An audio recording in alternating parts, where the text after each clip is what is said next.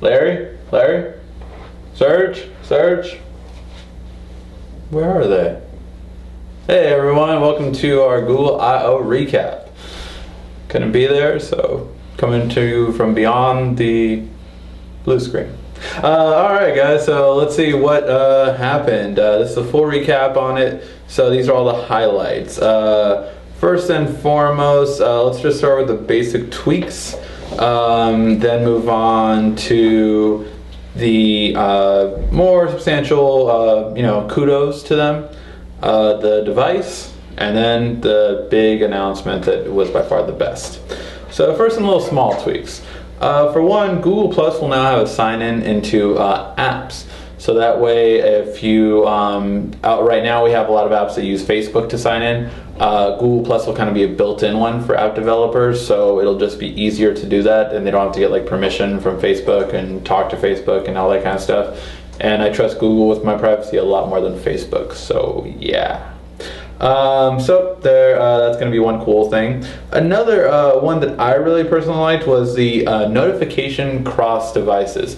So the idea behind this is when you get rid of a notification on one device, it'll be gone on all of your devices.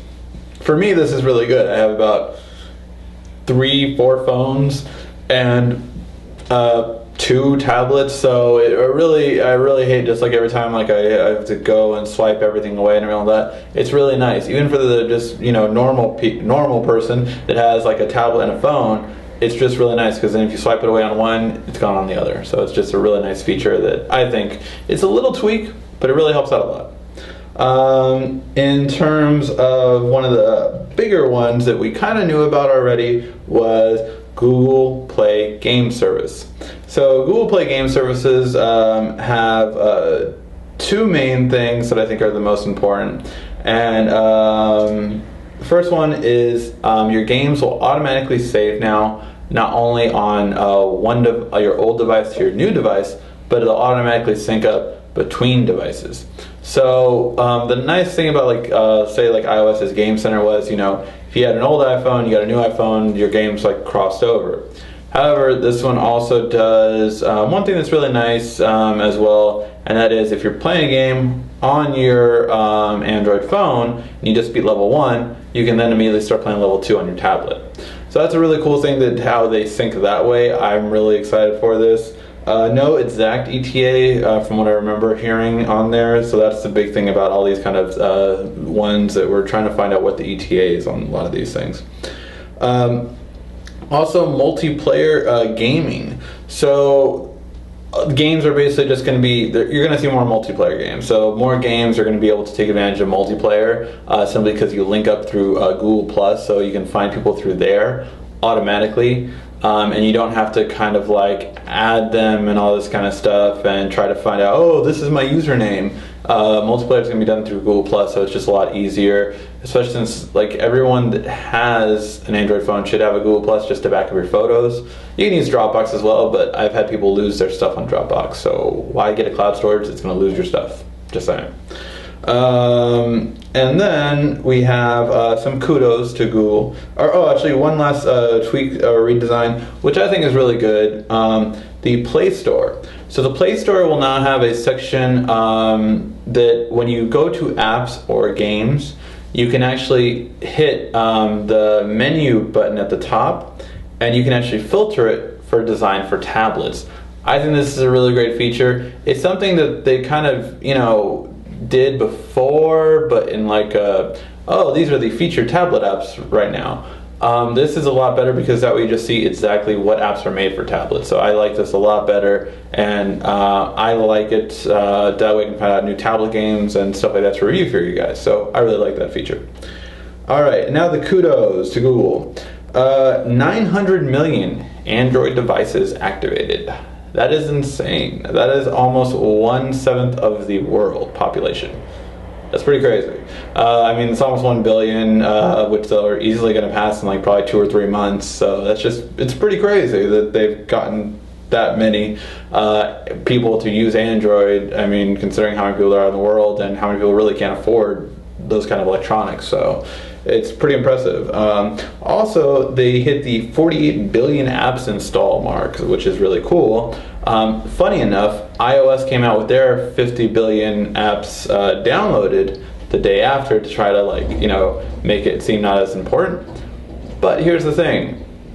iOS has been out a lot longer compared to Android, so I actually think it just hurt them more so than helped them, really. It's just like, oh, so you're showing how quickly we've caught up to you.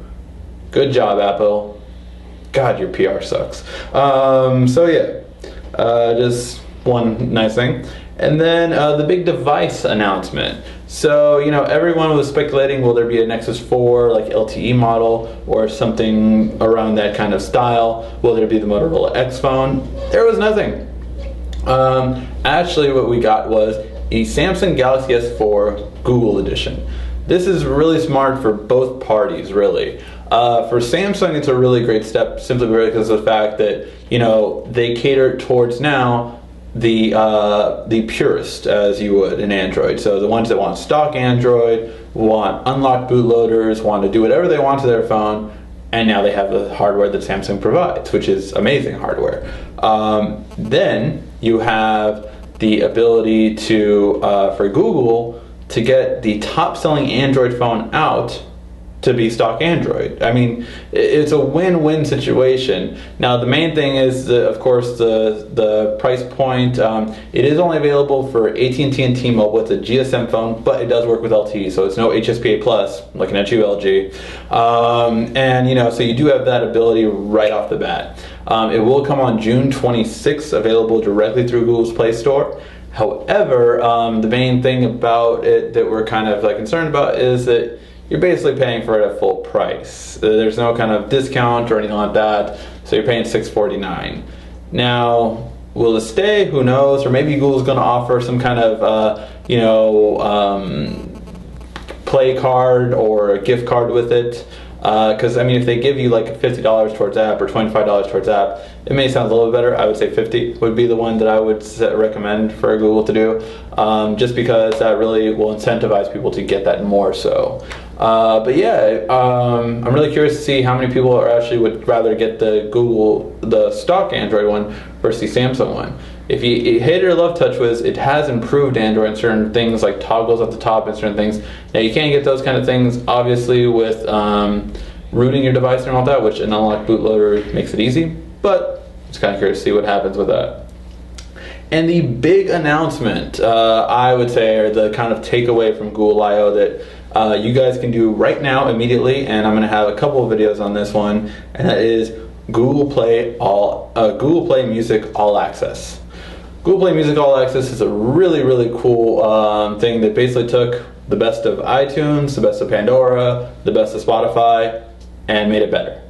It basically takes all of your songs that you currently have, so whether you got them from iTunes, whether you download them legally and have them in the My Music folder. I'm just saying, wherever you have your songs, you can take all those and take all your playlist, your existing ones, bring them all to Google Music, and then you can also use a streaming service like Spotify, add it to it, and then essentially what you have is you have all of your music and all the music you don't own on your device, and you can even save it offline anytime you want. And that's really, really cool. I'm in love with it. I spent so much time like adding music that I didn't own to my own personal playlist that I already had with my personal music, and now it's just all one playlist. So it's a really, really cool feature. Definitely check out my videos on it coming up, because it's just, it really have to see kind of the benefit of it, which is really nice. The main thing about it is you do get a 30-day free trial for it, and the monthly service will be $9.99, just like Spotify. However, if you get it from now till June 14th, June 14th is the last day. If you get it by June 14th, you can get it for $7.99 a month. So do it. Essentially, it's going to kind of be interesting because essentially you never really have to buy music again. Just saying. Alright guys, so that was the recap for the Google I/O. What kind of things were you interested in? What kind of things you're thinking about seeing? And let me know what your thoughts are on it. Alright guys, this has been RICKY, the Android Guy.